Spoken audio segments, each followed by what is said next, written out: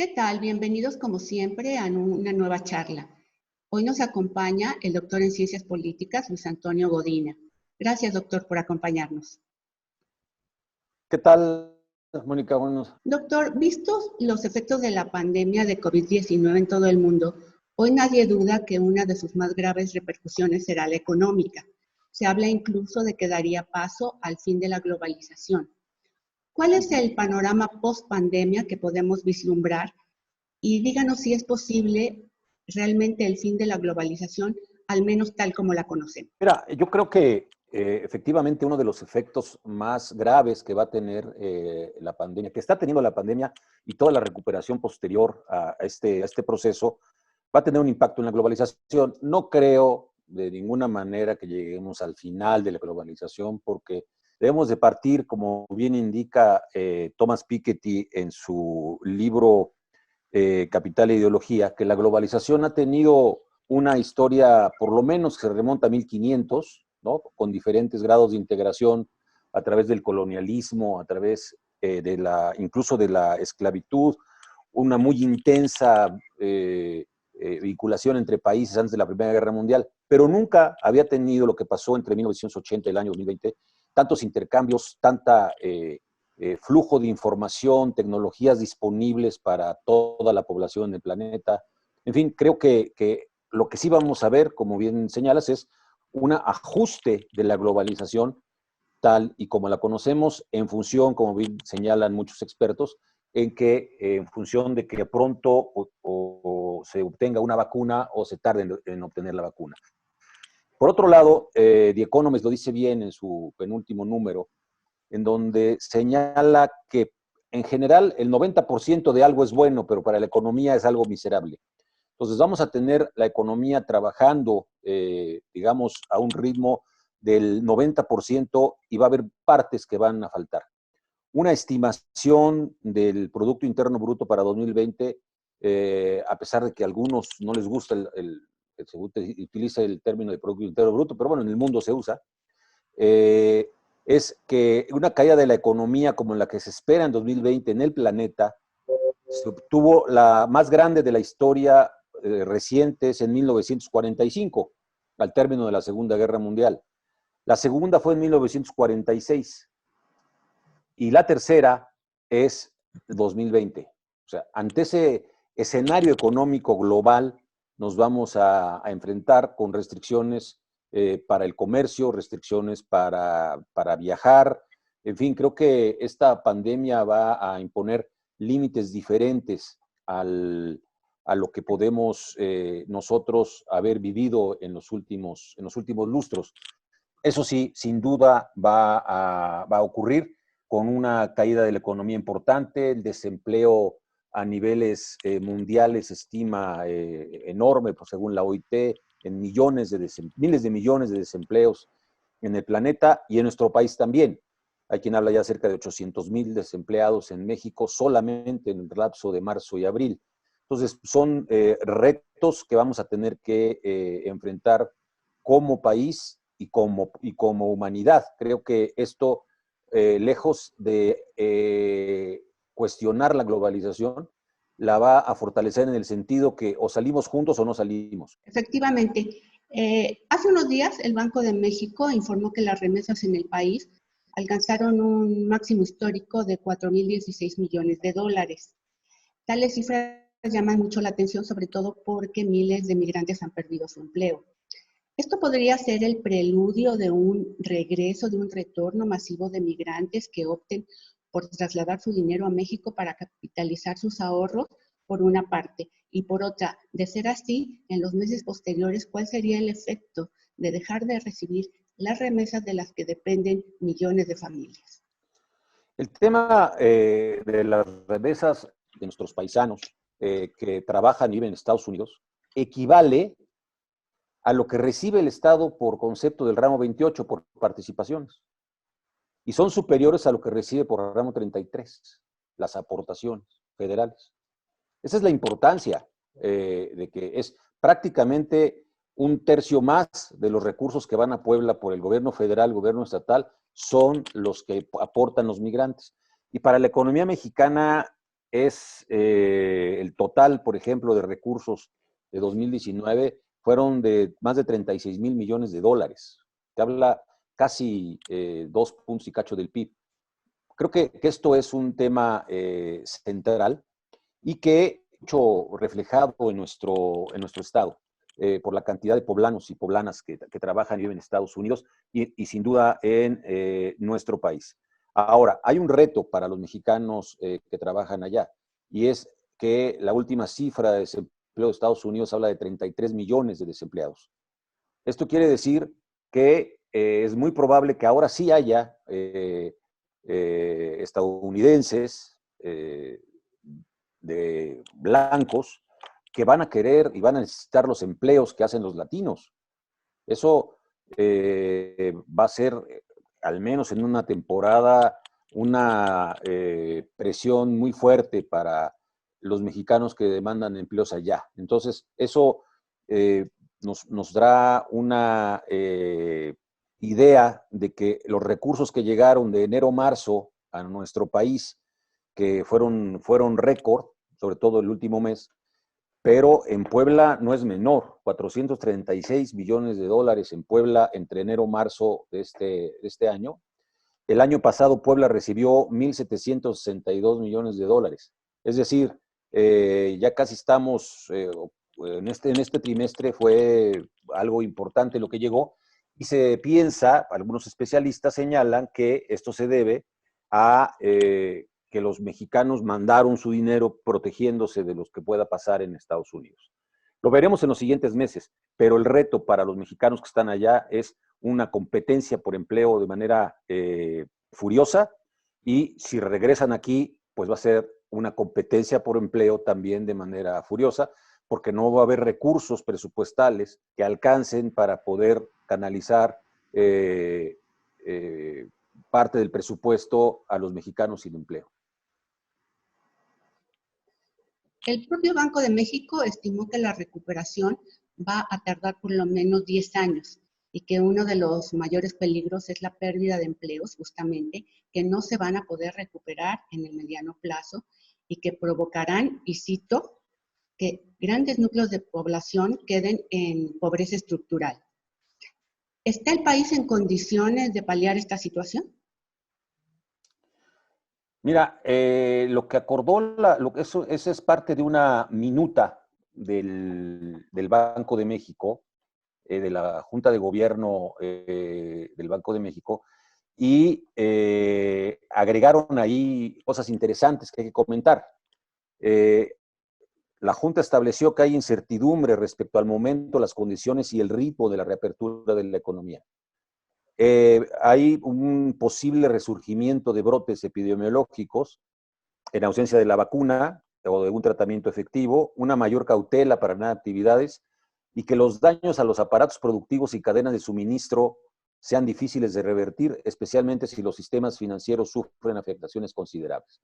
Todo esto señalan que el principal peligro que enfrentamos es la pérdida de empleos, que ya lo estamos dando. Ahí mismo se estimó en esta junta de abril 700,000 empleos perdidos y la recuperación en el mediano plazo puede condenar esto a una pobreza estructural. Pero lo mismo que podríamos ver en México, lo podemos ver en América Latina, según un reporte reciente de la Comisión Económica para América Latina de la ONU, la CEPAL, en donde hay canales de transmisión que van a impactar a la economía de la región, principalmente la disminución de la actividad económica en los socios comerciales. O sea, el que se pueda atar la recuperación y la apertura de la economía de México a los sectores que están abriéndose en Estados Unidos y Canadá es fundamental para que la afectación ahí sea menor. La caída de los precios de los productos primarios, es decir, en particular en el caso de México, la caída del precio del petróleo, que prácticamente deja al presupuesto seco de recursos.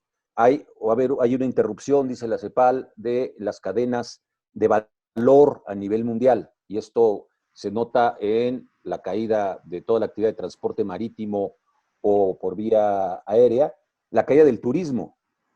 En abril, la ocupación promedio de hoteles en España y en Italia, por ejemplo, era del 5%. En México debe estar por debajo de eso. La reducción de las remesas que le afecta a América Latina, y ya lo platicamos, y en México también, y va a haber una aversión al riesgo. Van a tratar, los grandes quienes mueven los recursos a nivel mundial, de apostar a proyectos seguros. Creo que esto impacta de tal grado que la misma CEPAL, recordemos que es ahí una agenda de la ONU 2030, en donde uno de los temas es combatir la pobreza y que nadie viva con menos de $1 hacia el año 2030.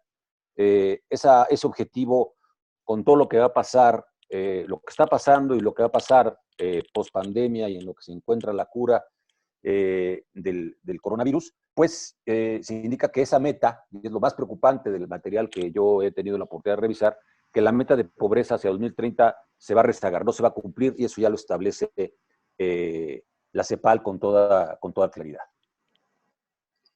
Esto lleva a explorar otra posibilidad que ocupa el debate internacional, que es el de la renta básica universal, que garantice un mínimo ingreso vital a las personas que pierdan su empleo, sea este formal o informal. Hay quienes consideran que es un buen instrumento para generar condiciones elementales de bienestar para los desempleados. ¿Considera que esta sería una estrategia viable para la reactivación económica en México? Mira, esta es una idea un proyecto que no es nuevo. Quienes más lo han trabajado son dos autores holandeses, Parix y Van der Borg, en su libro La Renta Básica.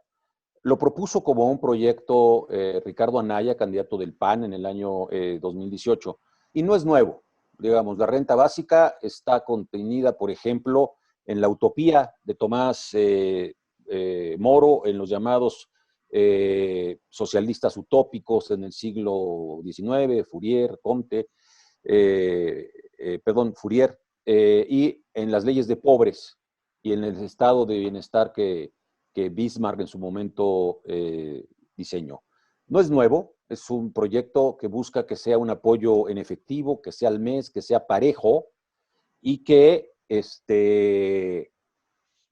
busca igualar, ¿no?, a todos, y que el ingreso sea un derecho similar al derecho a la educación, al derecho a la salud, el derecho a la vivienda, el derecho al agua, el derecho a un ingreso. El tema en el mundo, lo que se hizo, ejemplos hay en Brasil, en Alaska, en algunos países de Europa, y que lo han hecho en porciones pequeñas, pero el tema de fondo es cómo financiarlo, ¿no? Entonces, con las condiciones actuales en México, con el sistema impositivo que tenemos, financiar una renta básica equivalente a un salario mínimo para todos o para un grupo importante equivale más o menos a otro presupuesto de egresos de la Federación, es alrededor de 6 billones de pesos. Entonces, es un reto hacerlo. ¿Que sería deseable contar con una renta básica universal? Pues yo creo que sí, creo que sería importante. No creo que sea para este momento, dado que las restricciones presupuestales son muy, muy fuertes y el margen de maniobra en términos de finanzas públicas es muy reducido.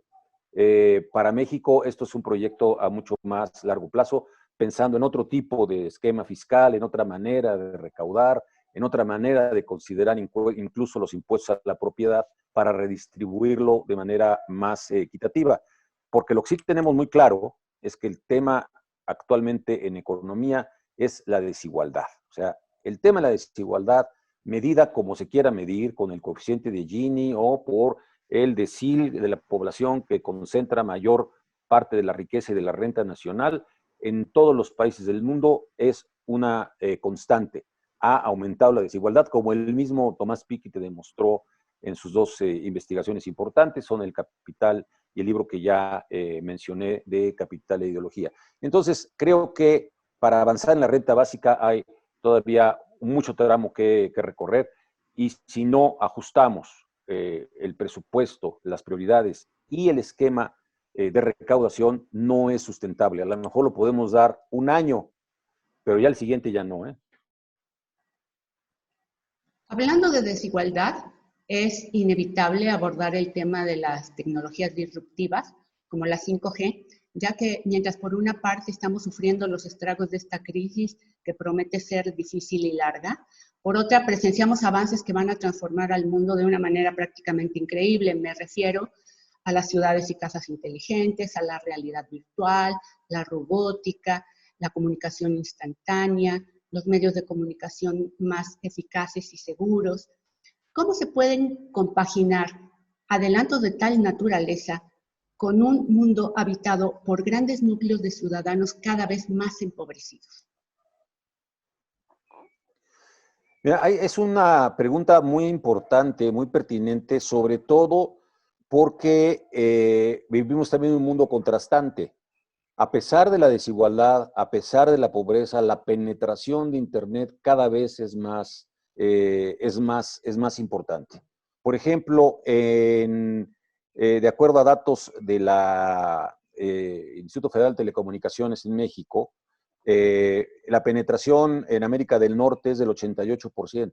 En África, que es de las que menos tienen, en Sudáfrica es el 60%, en Europa el 92%, en Europa del Norte el 95%, y en México hay 96 líneas por cada 100 habitantes de telefonía móvil. O sea, quiere decir que la tecnología ahí está, y una evolución de 4G a 5G implica que la velocidad y la capacidad de hacer cosas va a ser mucho mayor.